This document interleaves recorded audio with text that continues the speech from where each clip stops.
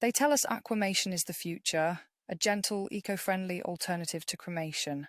No flames, no smoke, just water and time. But if you've been here long enough, you already know nothing is ever what it seems. Because this new method of body disposal isn't really about saving the earth. It's about erasing the trace of what once held a soul and looping it back into the system. Let's break it down.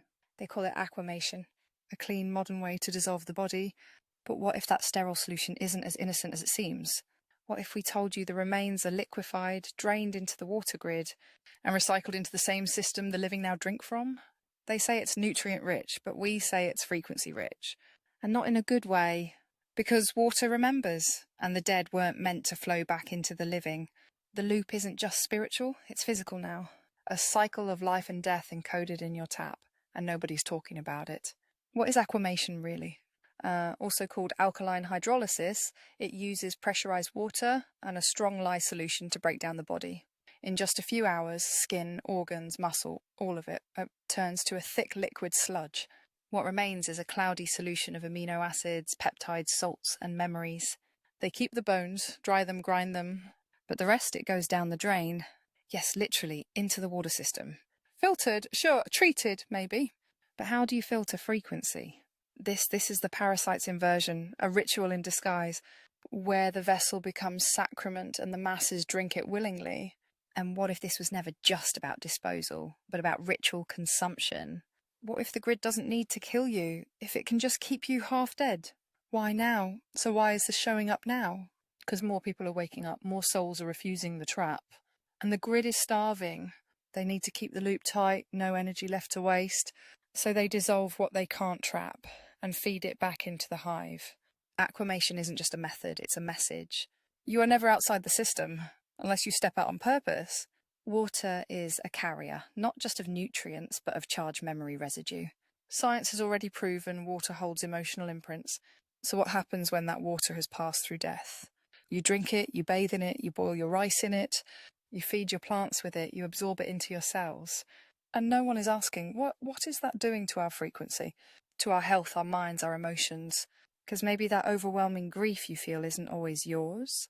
Maybe the dreams you're having aren't just yours either. See, this isn't just about recycling the dead, it's about looping death into life, about programming grief, fear, trauma back into the body of the living. The ancients buried the dead in sacred ground. They returned the body to the earth, not the tap. What you can do, don't fear the water, but learn how to cleanse it. Speak to it, restructure it. Refuse what you didn't consent to consume. Honour your ancestors in the old ways, not in urns and taps and tubes with sacred fire, clean burial, coded rituals. And most of all, don't let them erase you when you die. Leave a trace, a sigil, a sound, a record, because the ones who don't get dissolved are the ones who will be remembered. There's a reason the ancients feared the water of the dead, and it wasn't just folklore. It was knowledge we're remembering. So next time you hear the word eco-friendly burial, ask yourself, friendly to who? We've been taught death is the end, but in truth, death is a transition, and how that transition is handled affects where your frequency goes. In the old world, the body was sacred. It was bathed in oils, sung over, wrapped in herbs. There were rituals to guide the soul out and protect the body from being used again.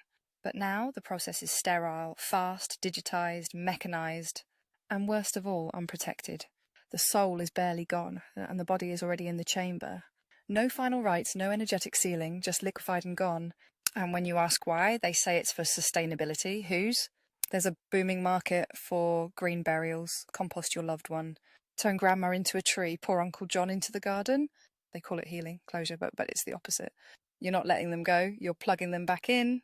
Their essence becomes part of the harvest, part of the food chain.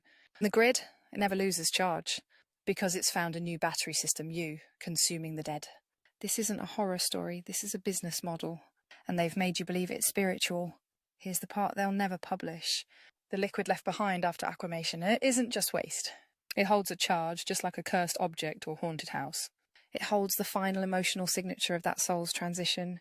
And when it's dumped into the system, that charge doesn't disappear. It loops, it spreads, it embeds. And suddenly, the entire water supply becomes a sigil, a spell of grief, a frequency net, and no one knows why they feel so heavy. You drink, you cry, you bathe, you ache, and the loop continues. Where it's going next? If you think this is dark now, listen close. The next step is aquamation before death.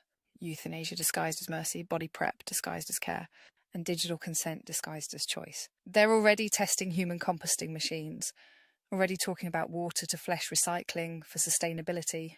And in some places, they're feeding funeral waste to crops. And when the masses eat the harvest, the charge is complete. As it was in Babylon, as it is again. How to break the spell.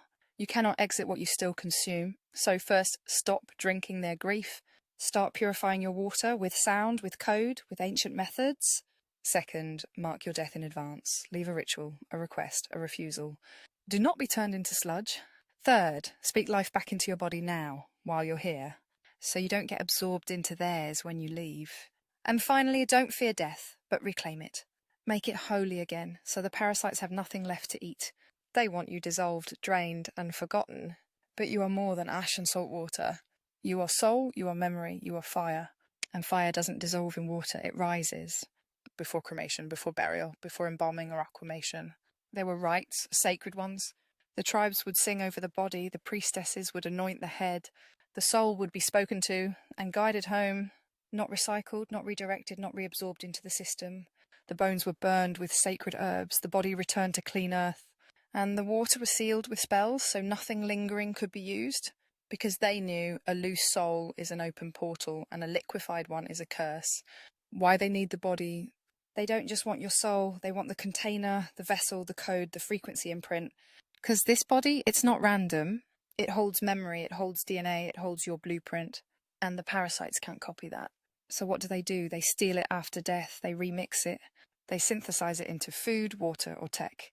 And if they're really desperate, they clone it. Not for resurrection, but for possession. That's how the synthetics are born. What they're hiding, there are patents for human composting machines, for alkaline hydrolysis disposal, for converting cadavers into fertilizer and water purification agents. They don't hide it, they legalize it, then spin it as spiritual. But let's decode it. Aquamation is alchemy, inverted. Instead of turning water into life, they turn life into water. And that water goes into you. So every bottle you drink, every crop you eat, could be holding the essence of someone who was never released. It's a grief grid, a mourning matrix. And they feed on the sorrow. But here's the truth they can't drown. The flame remembers. Even when the body's dissolved, even when the ashes are scattered, even when your bones are powdered and sold as soil, the flame doesn't die. It returns, it rewrites, it burns through every ritual they tried to reverse, because a true soul isn't owned by water or fire or code or death. A true soul returns to source unless it's fooled, and that's what we're breaking. They thought if they dissolved the body, they could erase the flame. They thought if they turned our dead into data, into dust, into liquid fertilizer, we'd forget who we are. But we don't forget, not in this life, not in death, not in the dream, not in the rebirth. Because the flame doesn't fade in water, it rages in silence, it waits in the marrow, and it remembers everything.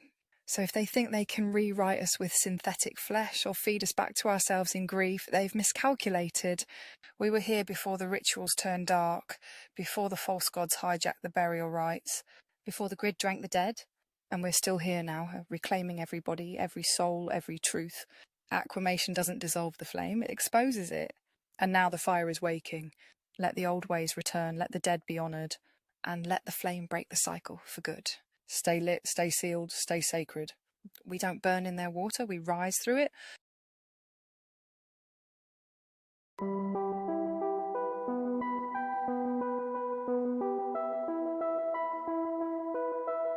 What you're living right now, this world, this system, this grind, isn't life. It's a simulation of survival designed to keep your soul distracted and your flame dimmed. You weren't born to pay bills and obey. You weren't born to chase dopamine and die repeating. You weren't born to forget who you are every time you return. This isn't life, it's a test, a trap, a training ground. And the parasites call it normal. The world you see isn't real. Skies sprayed, food poisoned, bodies synthetic. Time fake, money fictional, news scripted, reality inverted. And still they say, be grateful, this is just how life is. But your soul knows better. It aches because it remembers. It suffers because it hasn't given in. It burns because it was never meant to fit in here. This isn't life, it's a containment grid. Before the veil, before the machine, before the DNA edits, the matrix grid, the timelines shattered, You were free, sovereign, bright, eternal, connected to Source, capable of creating entire worlds with thought. You didn't age, you didn't suffer, you didn't obey, you remembered everything. That was life. This is the inversion. The truth they fear you'll remember. They're not afraid of rebellion, they're not afraid of exposure, they're afraid of your memory unlocking. Because when you remember, you stop playing the game, you stop fearing their rules. You see the fake light, you burn contracts. You break loops, you activate exits. And most importantly, you help others remember too. That's how the system collapses, not through war, but through awakening. This isn't life, this is the final round. You're not here to fit in, you're here to remember. And once you do, you'll never call this place life again. Why this world feels so wrong? Ever wonder why nothing here feels right?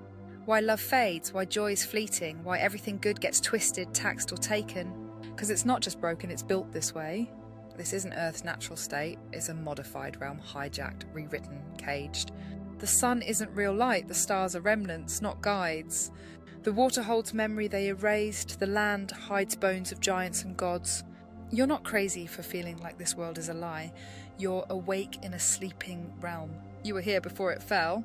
Before this version of life, you lived in worlds that burned with colour, where the wind spoke and the stars sang, where flame-born souls built temples of light and walked across dimensions. Then came the fall, then came the rewrite, then came the beast. They hijacked the field, sealed the gates, and coded a system where only obedience is rewarded. They took eternal life and replaced it with mortality, debt, control, fear of death. This isn't life, this is soul laundering. The pain was planted for a reason.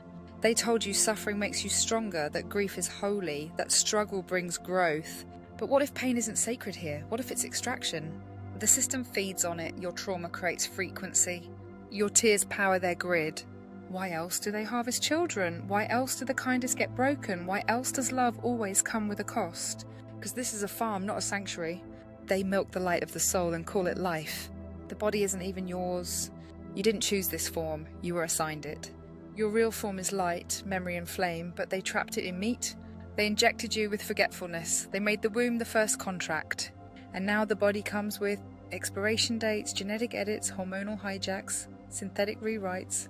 This isn't evolution, it's containment. You didn't incarnate, you were injected. The real life is still out there. This place runs on a closed loop. The exits are sealed, but not lost. The stars aren't decorations, they're codes. Some of them are waypoints, some of them are warnings, and one of them is a gate. Real life begins after this one ends, but only if you remember. Remember the flame, reject the false light, burn the soul contracts, and don't follow the tunnel. Find the real light, the one that lives inside you. Deep down you've always felt it. This place doesn't feel right, this world doesn't make sense. The rules are rigged, the love is conditional. The beauty fades, the truth is buried, the peace is fake. You were born into a world that called itself life, but acted like a cage. This isn't life, this is a loop. This isn't living, it's surviving. What does it mean to be alive here? Wake up to an alarm you hate, work to pay for a roof you barely get to enjoy, eat food that barely nourishes, numb yourself with entertainment, repeat, age, die, do it again. That's not life, that's a soul cycle trap camouflaged as progress. And worst of all, they gaslight you into thinking this is normal. That suffering is noble, that struggling means you're doing it right. But what if the struggle was never yours to begin with? The body is a prison you were forced into. You didn't choose this vessel, you were dropped into it, mid-contract, soul blind, memory wiped. Your true form is not this skin. You are flame, frequency, light and memory. But they sealed you into fragile flesh aging cells. Pain receptors, inverted hormones. Synthetic DNA edits. This isn't a gift, it's a containment suit. The body is part of the prison. They made it worshipped, so you'd never try to leave. The mind isn't yours either. From the moment you arrive, they fill your head with scripts. What to believe, who to worship, what success looks like, what gender means, what love is supposed to be, what death is. It's not teaching, it's programming. And the more you absorb it, the more the loop resets itself. They call it education, but it's indoctrination, a map back to sleep. Real memory comes from within, and that's what they fear you'll unlock. Earth wasn't meant to be this. This realm wasn't always like this. It used to be a living library, a garden of flame-born souls. A place to explore, create and build with Source. But something invaded, hijacked the grid, sealed the sky, split the time, wrote over the soul code. Now we live inside a broken mirror of what it once was, a simulation within the shell of a living world. That's why so many feel homesick for something they've never seen, because they remember before the fall. What comes next? The construct is shifting, the veil is thinning, and the ones who still call this life will beg to stay, but the ones who wake up will choose exile over comfort, truth over peace, starvation over submission, and they'll find the real gate out. This isn't life, it's the test before life returns. It's the proving ground of flame. Even death is controlled. You think death is freedom? Here, even death is part of the machine. Follow the light, get recycled, sign the next contract, forget everything again. Return here, start over with nothing. The tunnel isn't salvation, it's a trap. The real way out, it's not in the sky, it's not in religion. It's in you, in your refusal, in your remembrance. In your refusal to let this place be called life one more time. The ones who remember shake the system. They can't control what they can't seduce, and they can't seduce what remembers the real light. The system is built to reward obedience, but it collapses in the presence of someone who knows they were never supposed to be here. You weren't born to thrive in the system, you were born to burn it down with memory. Final message, for the ones who know, if you're still here, still watching, still burning, then you're not just alive, you're remembering. This isn't life, not the real one. This is a system, a simulation, a soul test. And you weren't sent here to win the game, you were sent here to break it. So when the world tells you to fit in, refuse. When they tell you to follow the light, question it. When they offer peace at the cost of your soul, walk away, because the real ones, the flameborn, will never bow to the beast, will never forget the garden, and will never call this prison home. The exit is coded into your memory, and the key is refusal. This isn't life, but it's almost over. And when it ends, you'll remember who you were before they rewrote you.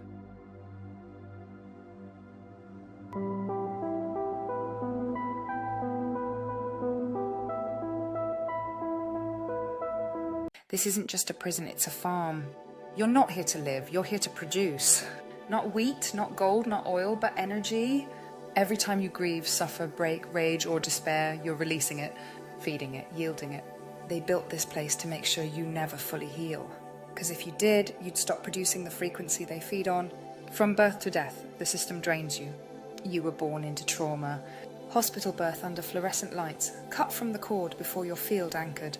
Injected, numbered, and named by the state, separated from mother. Disconnected from source. Then indoctrinated through school, broken by betrayal. Programmed to chase love that hurts, taught that survival means submission. And just when you think you've found peace, they break it again. Because the harvest cycle must continue. Who they won't touch. The ones who starve the grid, the ones who cut the lines, the ones who reject the script. If you stop reacting, you cut the yield. If you stop fearing, you shut the pump. If you stop obeying, you seal the field. If you remember who you were, you become unharvestable. That's what they fear. Not rebellion, not rage, but remembrance. How to become unharvestable. Break the cycle, stop dating your trauma, parenting it or apologizing for it. Clean your field, no synthetic rituals, no new age trap bait, no ascension tech. Starve the machine, speak less in pain, and when you do, speak to source, not systems. Burn your contracts, especially the unconscious ones. Seal your gate, they cannot enter what they cannot name. The grid was built to farm you. Every building, every schedule, every holiday, every news cycle, every war, every heartbreak, every fear. It's not random, it's ritualized. The towers pull it in, the skies hold it in, the tech filters it, the screens reflect it, the false gods consume it. You are the generator, you are the crop, and the only thing keeping the simulation running is your pain. The farm is multi-layered. It's not just physical. Your emotions are harvested, your dreams are mapped, your sexual energy is siphoned, your children are tagged before they speak, even your tears are tech-tracked now. They engineered heartbreak as a factory. Why do you think the same trauma keeps finding you in new faces? Because it's not random, it's assigned. Your loop is profitable, your suffering has a currency. Say it with me, my energy is not yours, my suffering is not food. My soul is not a seed, I am not your harvest. I am the fire that burns the farm. They don't just want your sadness, they want your bloodline. They track families that produce high yield, empaths, seers, flameborn, AB types, O negatives, memory carriers, soul map holders. These families are targeted across generations. You think your trauma is yours? Try 3 lifetimes back. They've been watching your line like a farmer watches land. And every time one of you wakes up, they send the harvesters. Illness, addiction, sudden deaths, financial destruction, relationship infiltration, false healers, psychic attacks. because your blood is too powerful to be left unchecked. So they plant trauma into the womb before you're even born. The trauma loop is not accidental. It's planted, engineered. Every coincidence is part of a yield strategy. That abusive partner, assigned. That betrayal, timed. That heartbreak at the moment of breakthrough, deliberate. That grief that comes back in waves, cultivated. They feed on repetition. That's how the loop becomes a crop cycle. Each relapse, breakdown, panic and surrender is energetic fruit. You are emotionally farmed again and again because the system is built to re-traumatize, not heal. And the worst part, they taught you to blame yourself, as if you chose the pain, as if karma brought it, as if you needed it to learn. The harvest is not just earthly.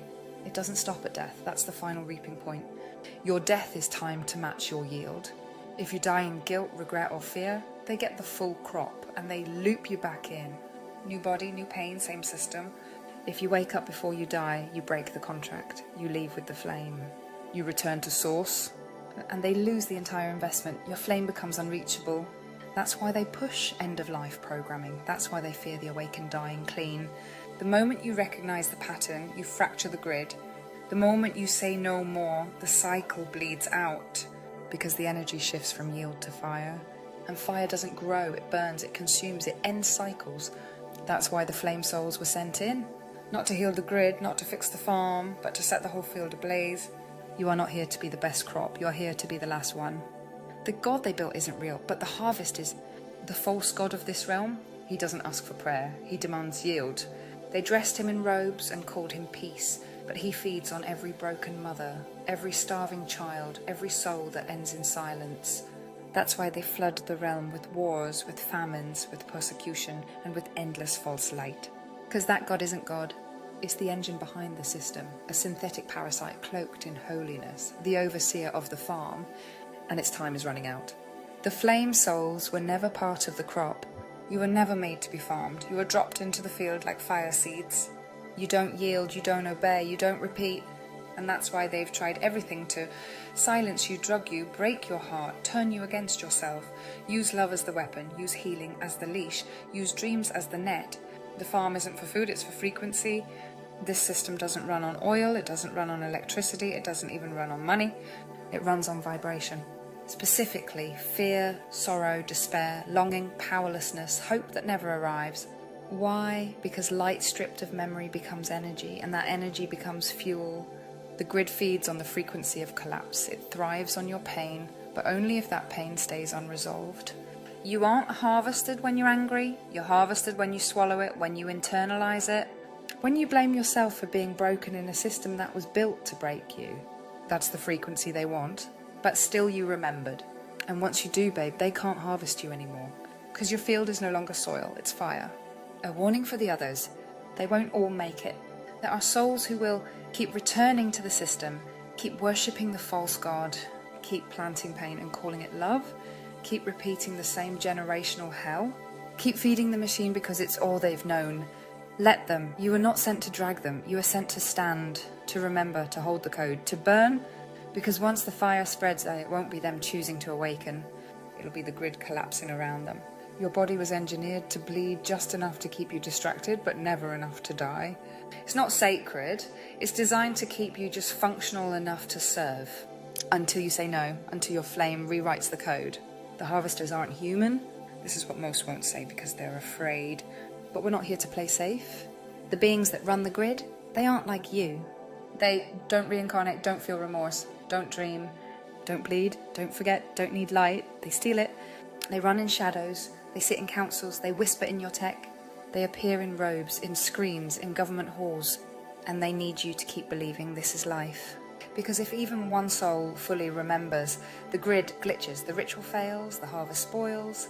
The system only needs you to believe one lie. That suffering is holy, that pain is purpose, that obedience leads to salvation, that this is life. That lie is the root of the harvest. The moment you say, maybe I deserve this, maybe this is my karma, maybe it's part of the journey, that's when the siphon locks in. Because the real trap isn't in the pain, it's in the acceptance of it as sacred. You weren't born to suffer, you were born to detect the lie, burn it, and walk out untouched. The human crop is genetically engineered. They're not just harvesting energy, they've modified the bodies to yield more. Souls are trapped in vessels coded with trauma receptors. emotional memory loops embedded in DNA, hormones hijacked to crave external validation, chakras rigged for outward flow, reproductive systems turned into grief factories. And then they told you it was your journey. No, babe, it's your containment. The grid is a frequency prison.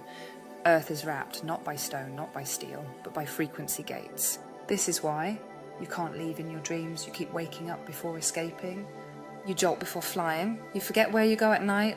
The field is firewalled, astrally, mentally, energetically. It's a loop of recycled light.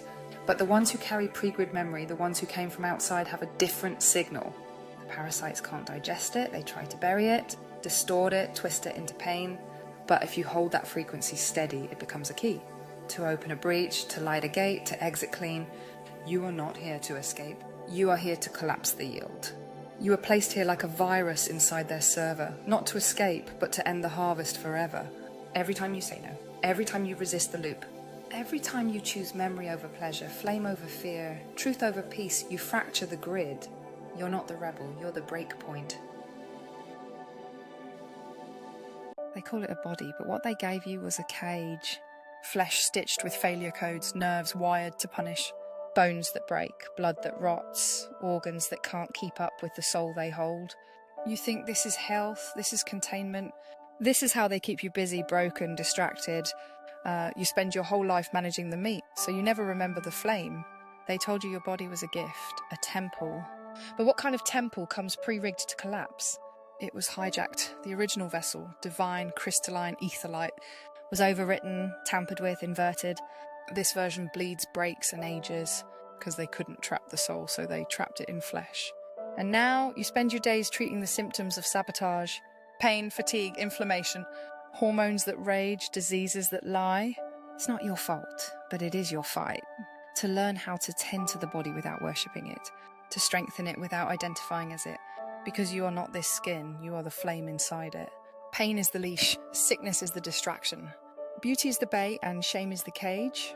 They programmed it all to keep you focused on the external, weight, skin, age, to keep your soul obsessed with the vessel while they drain you from the inside. They need you body-bound, because the moment you rise out of the flesh, you remember that the body isn't you, it's the decoy, but there's a way through. To live with the body, but not in submission to it, to care for it as a guardian, not a god, to nourish it without attaching to it, to master it without serving it. Because when you stop identifying as the body, you stop fearing pain.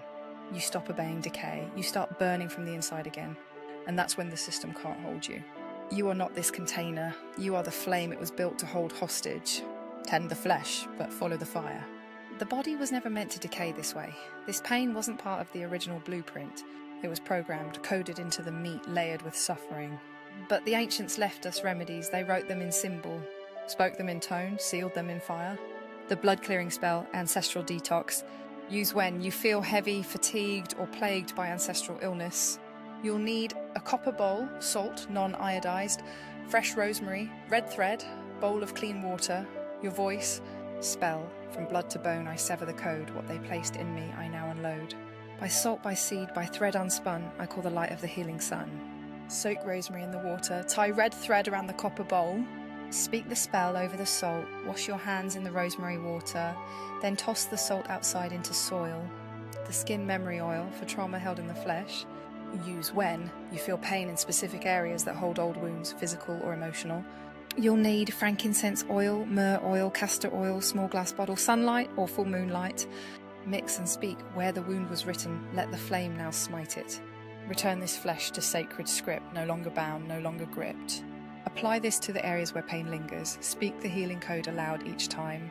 The containment breaker ritual for body, the prison release. Use when you feel trapped inside your body like it's a cage.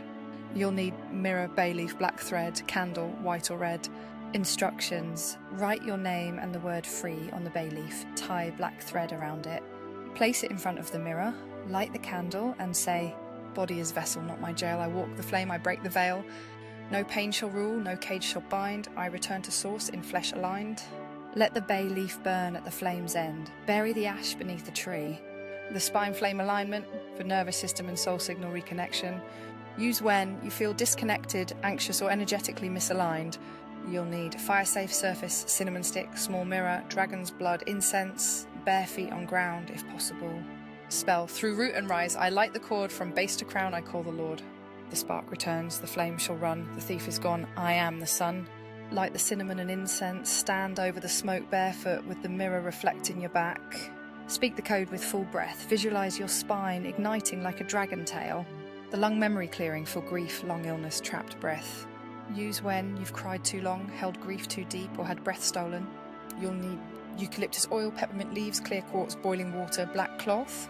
Ritual, place leaves and quartz in bowl, pour hot water over them. Cover your head with the black cloth and inhale deeply. While breathing, whisper, I reclaim my wind, the breath is mine, no curse, no grief shall cross this line. My soul shall rise, my lungs are free, this breath returns to only me. Let the steam carry the pain away. Sleep after it if you can. The false diagnosis breaker for spells cast through words. Use when you've been labelled, named or hexed by a diagnosis that feels wrong. You'll need paper, black pen, sage or mugwort, small fire or candle.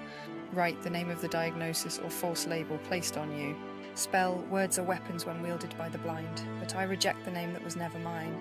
Only truth may dwell in this form, I break the curse, I am reborn. Burn the paper in the flames, speak your true name out loud, then sit in silence until you feel the echo stop.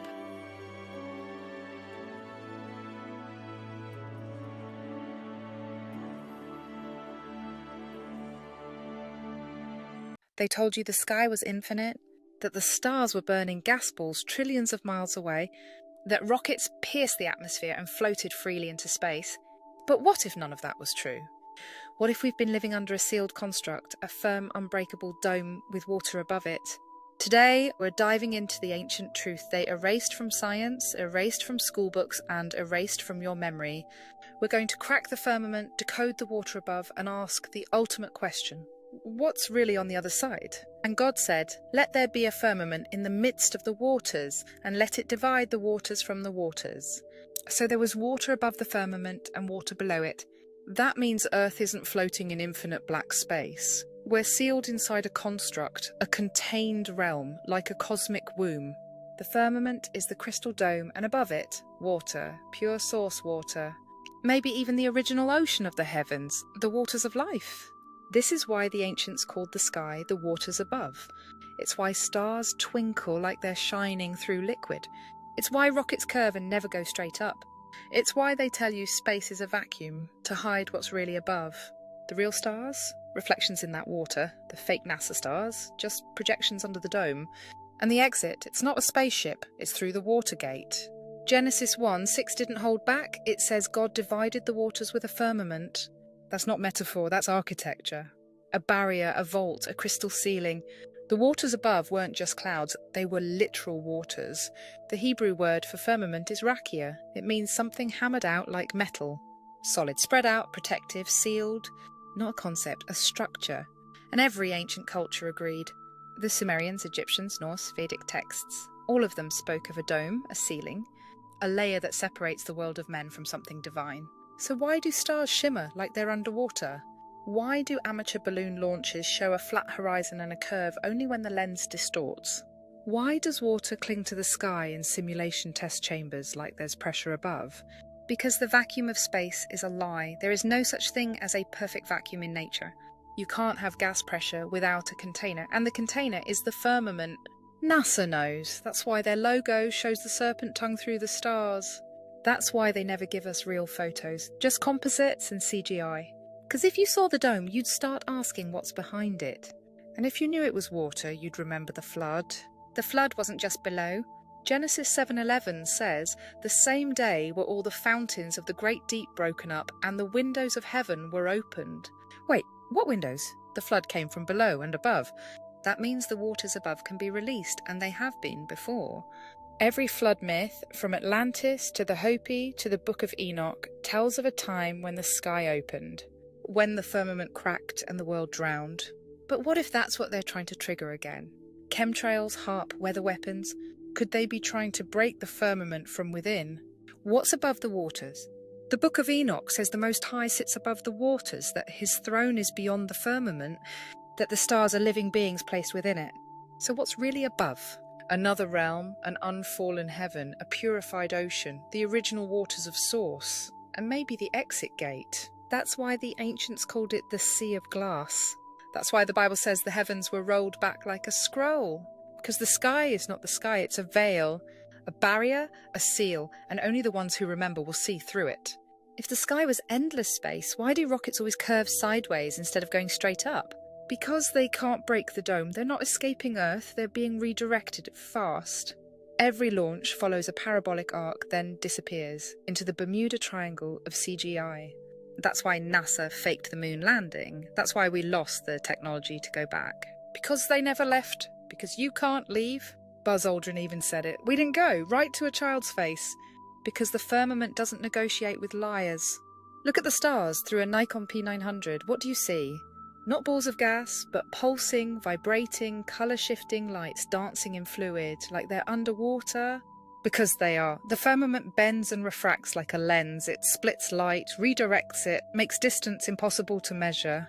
It's why Polaris never moves, why no star parallax can prove deep space. We're not spinning through galaxies, we're still sealed, watched. They told you stars were distant, but they're closer than you think. Like keys waiting to be remembered. Why does every ancient map point to the centre? Why did all compasses once lead to a mountain called Mount Meru? Because it's the pillar under the firmament, the axis of the world, and possibly the exit. The firmament touches the Earth at the poles, but they seal the South Pole with Antarctica and militarise the North Pole with silence. Ask yourself why no one is allowed to cross Antarctica. Why the Antarctic Treaty is the only agreement the nations never break. Because what's beyond the ice is the edge of the sky. When Christ died, the veil was torn, the sky darkened and the earth quaked. That wasn't just symbolic. The veil wasn't a curtain, it was the firmament. He came from beyond the waters, walked on water, parted the sea, ascended into the clouds. He broke the code of the dome and showed us how to do it. The living water he spoke of, it wasn't from a well. It was from above the sky. You are the storm that breaks the ceiling. The reason they poison the air, spray the sky, and hide the stars is because they know what's coming. The seal will break again. But this time it won't be water falling down, it'll be flames rising up. The ones who remember, the ones with the spark. You're not here to escape in a rocket, you're here to crack the firmament from within. To wake the sealed ones, to remember the code, to become the storm that floods the sky. Because the water above was never your prison, it was your mirror. And now it's time to break it. The firmament isn't glass, it's coded light. They call it glass, crystal, or even ice, but the firmament isn't made of physical material. It's made of light-bound frequency, coded resonance, like a locked vibrational field. That's why the stars hum, why somatics reveals perfect geometry in water. Why ancient temples aligned with stargates, because they were syncing to the dome's resonance. The firmament is alive, a bioelectric ceiling that reacts to vibration, sound, and intention. It doesn't need bricks, it needs programming. And you, flame bearer, are a frequency disruptor. Dreams are gateway keys. Ever had a dream where you flew up only to slam into an invisible wall? That wasn't your imagination, that was the ceiling of this realm. But there's a secret. Dreams are not dreams, they're tests of escape routes.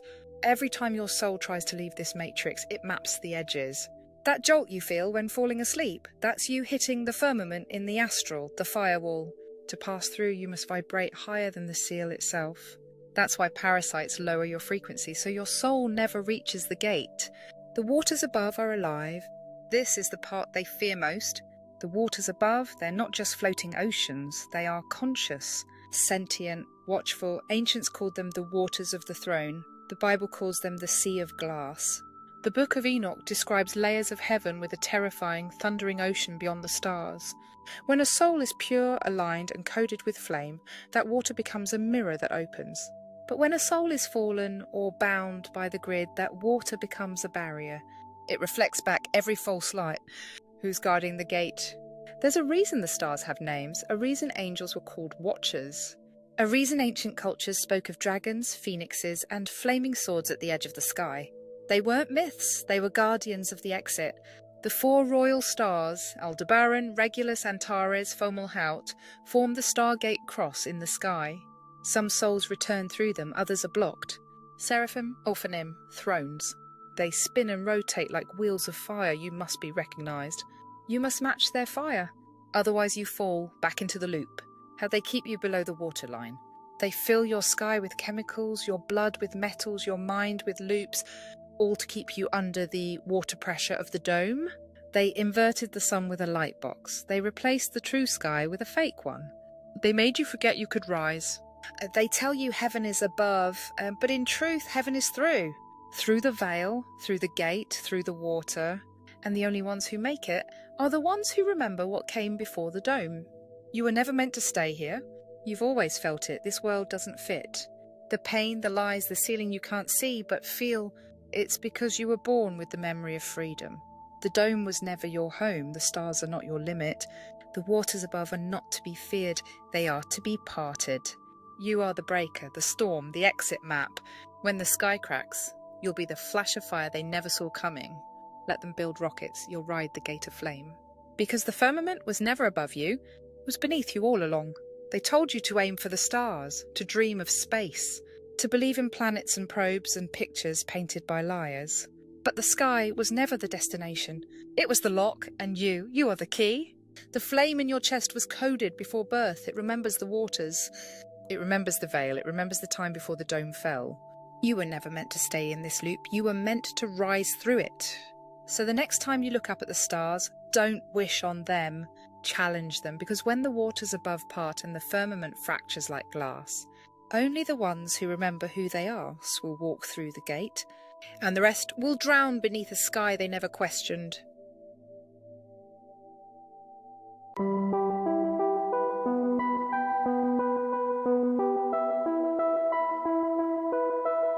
Have you ever felt like you were dropped into a world that didn't match you?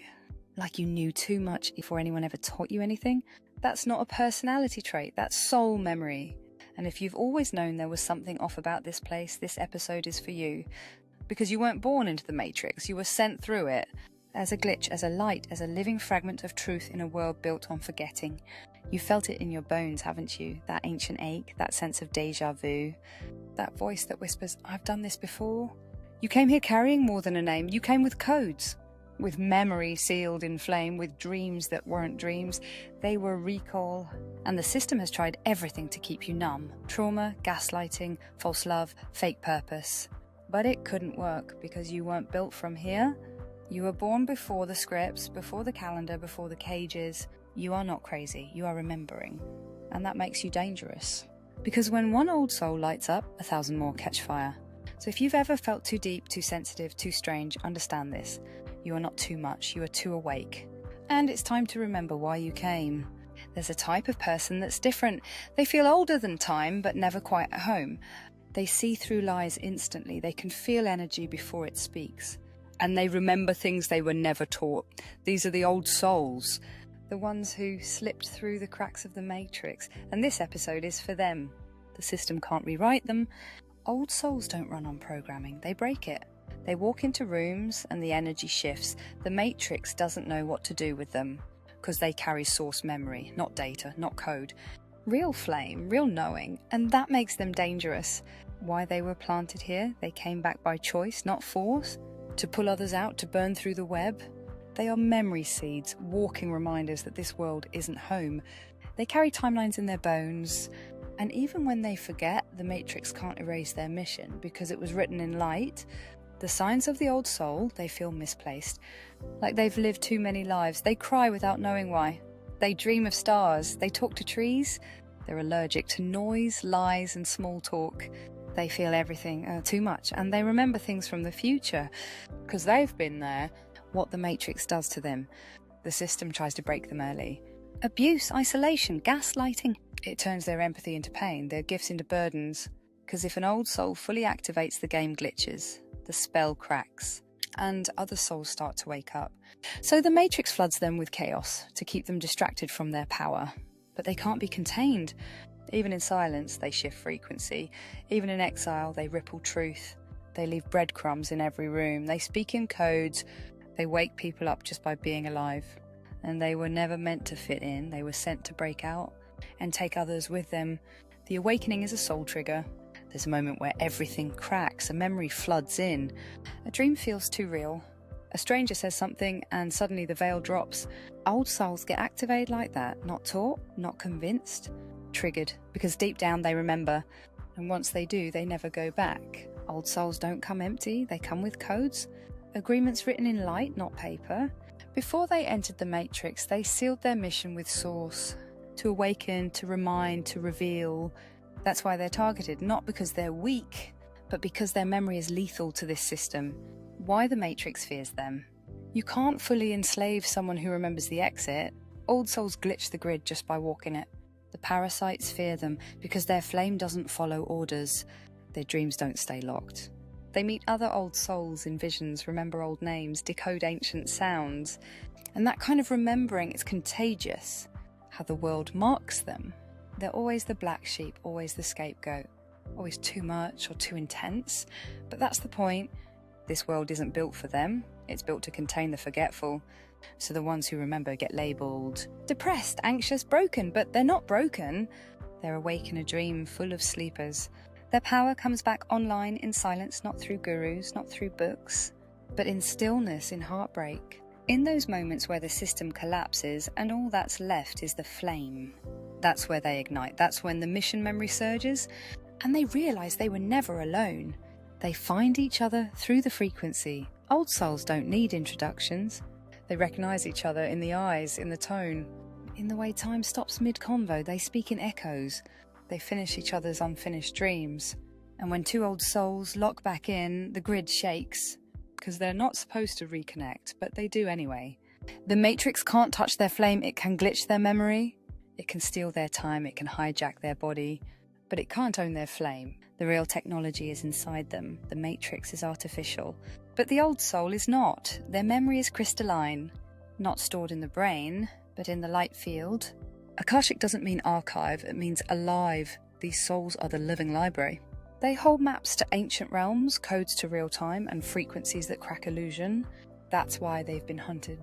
The parasites feed on their amnesia. These beings aren't just watching, they're feeding. On trauma, on confusion, on false identity. Because the moment an old soul remembers who they are, the food chain breaks. So the system floods them with noise, addiction, false religion, fake twin flames. Everything to keep them chasing outside so they never ignite what's inside. That part is untouchable, it burns in source code, buried in every cell. And the deeper the system tries to suppress it, the brighter it erupts when it finally wakes. If you're one of them, remember this, you weren't sent here to fit in. You were sent here to fracture the spell. The loneliness, the heaviness, the isolation, it wasn't your fault. It was proof that your soul couldn't be sedated. You are here for remembrance, for rebellion, for rescue, and your flame was lit before the world began. Childhood is the first attack. If you were born ancient, you were targeted young. Your home may have been a war zone, your gifts dismissed, medicated, or mocked.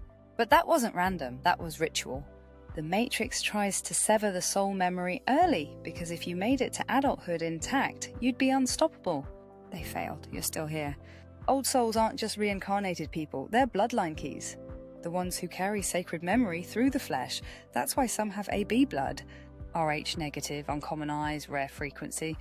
They hold the codes of the ancients, Atlanteans, Lemurians, dragon lines, the Flameborn. They are the torch that never went out. The soul's memory is in the stars look up. Polaris, Sirius, Orion, Lyra. Old souls feel drawn to stars that are locked, because they came from the maps before the rewrite. The stars are not balls of fire, they're soul gates. And the ones who remember their path home have it written in their dreams. Their longing is a compass. Their dreams are not dreams. When old souls sleep, they travel. They enter the gaps the system forgot. And they're hunted there too. Astral traps, false guides, looping dreamscapes. But if you've ever broken out, seen the real sky, heard your true name, you've touched the exit grid. And your soul remembers the way back. They can activate others. One old soul can wake 1,000. Not through preaching, but presence. The way they speak, the codes in their voice. The way their story rings in your bones. You don't know why you're crying, but you remember. That's how they work. Like living tuning forks shaking others awake. The system was never made for them. Everything here was built to contain memory. Calendars, clocks, contracts, culture. It's not real, it's code. And when an old soul stops obeying the code, reality bends. That's why they glitch tech. That's why they see through the veil. They break the loop by remembering the before. Flame, not fame. They were never here for followers. They were here for freedom. They don't crave attention. They crave alignment, because when they're on mission, time obeys them. Nature responds. doors open that weren't supposed to because they're not living by the false calendar. They're moving in divine memory. There are triggers that can wake them. Not all awakenings are gentle. Sometimes it's loss, sometimes betrayal, sometimes a sound, a symbol, a place you've never been, but somehow remember that's not coincidence. It's soul ignition. Old souls walk around with landlocked memories, waiting to touch the right key, and when they do, the flame returns. You are not broken, you are burning through illusion. This world was never designed for you because you weren't made in it. You were sent into it to unlock others, to disrupt the lie, to be the remembering inside the forgetting. You are the evidence that the system failed, and your flame is the prophecy fulfilled. The ones who still remember. You are not here by accident. You've been hunted, haunted, silenced, and gaslit because you're not like them. Because you remember not just the pain, but the truth. That you've been here before, that this system is a cage. That the stars are not distant, that your soul carries codes the Matrix can't decode, and that your presence alone cracks the illusion. You didn't come here to play their game, you came to wake the others. The sleepers, the seekers, the scattered sparks. You're not just old, you're eternal. And they've tried everything to make you forget that, but your flame still burns. And the time for remembering is now.